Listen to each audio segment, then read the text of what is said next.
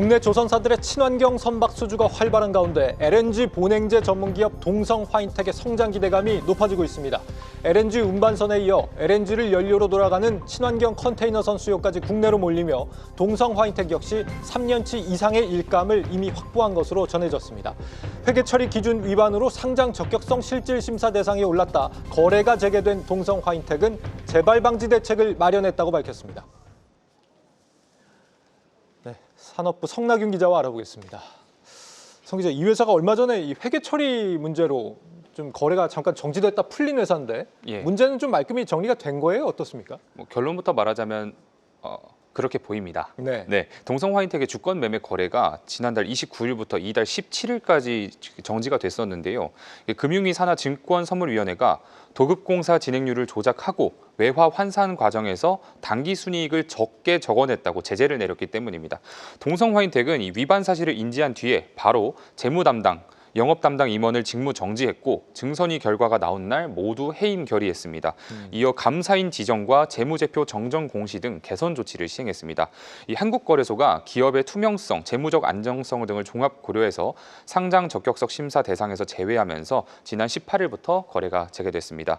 동성화인텍 관계자는 조직 개편, 내부 시스템 고도화, 임직원 회계관리제도 교육 강화 등 재발 방지 대책을 마련했다며 같은 일이 반복되지 않도록 책임 경영을 강화하겠다고 말했습니다.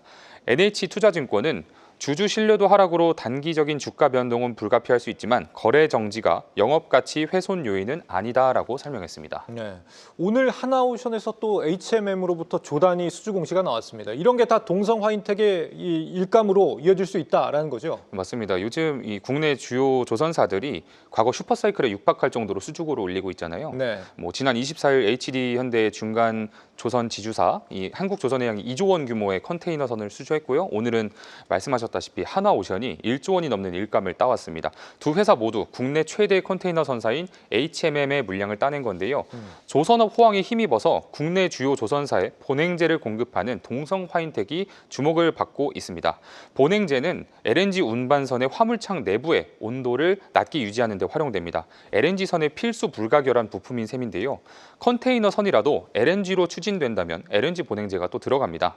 동성화인텍은 초저온 본행제 전문 기업이라고 말할 수 있습니다. LNG 연료 탱크에 대한 설계 해석, 제작, 단열 사업을 일괄 수행할 수 있습니다.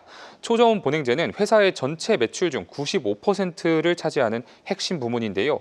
본행제 생산 능력은 지난 2018년 15척에서 3차례 증설을 통해 34척까지 늘렸습니다.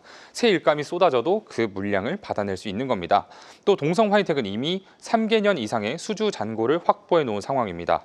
HD 한국조선해양, 한화오션, 삼성중공업 등 K조선 대표 주자를 모두 고객사로 두고 있습니다. 네, 지금 중국으로 몰렸던 컨테이너선 발주가 다 이제는 친환경을 굉장히 중시하면서 우리나라로 몰려들고 있는데 그 수주 기회가 앞으로 더 새롭게 열리는 셈이네요. 네, 중장기적으로 봐도 증권가에서도 이 연간 매출이 계속 늘어날 것으로 보고 있습니다.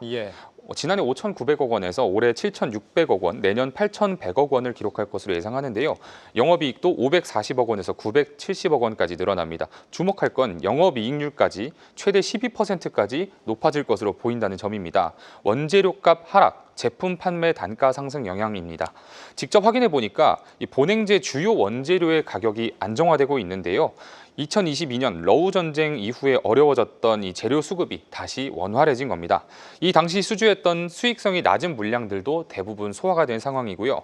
올 하반기부터는 더 많이 남는 물건을 더 많이 파는 장사를 하고 있습니다. 원가 경쟁력도 올라가고 있고 중장기 전망도 나쁘지가 않다면서요. 네, 이게 중장기 전망이 좋게 되는 게 대외적으로 유리한 환경이 만들어지고 있기 때문입니다. 오는 2032년까지 추가 공급될 2억 톤의 LNG를 실어 나르기 위해선 업계에서는 LNG선 560척 이상이 추가로 필요할 것으로 전망하는데요. 당장 내년만 해도 일감이 쏟아질 것으로 보입니다. 증권가는 내년 LNG선 발주량 77척 중 한국조선사가 72척을 수주할 것으로 예상합니다. 동성화인텍에도 기대가 모일 수 있는 겁니다.